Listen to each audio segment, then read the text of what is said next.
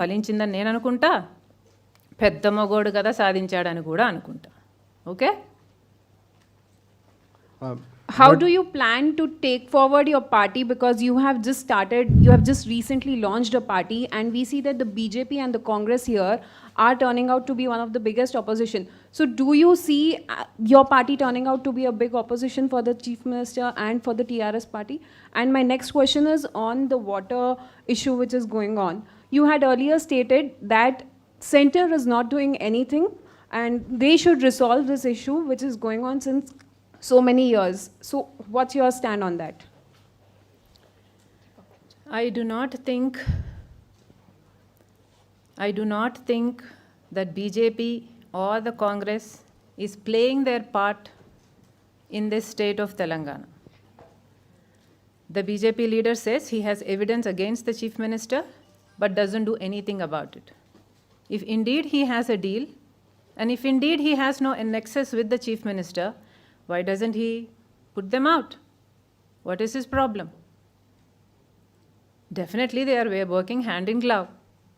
And the Congress party is completely sold out to the TRS party.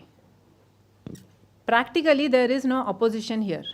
Without our party, before our party, there is no opposition, there was no opposition in Telangana.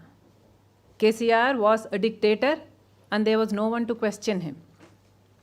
Our party came up with the idea of standing against the government. We are the only opposition in Telangana. I am very sure that we will gather all those people together who are not happy with the KCR. What would government. be your strategy, sir?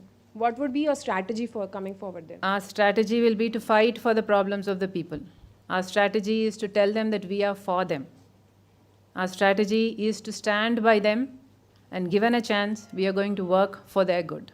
And what about the water issue?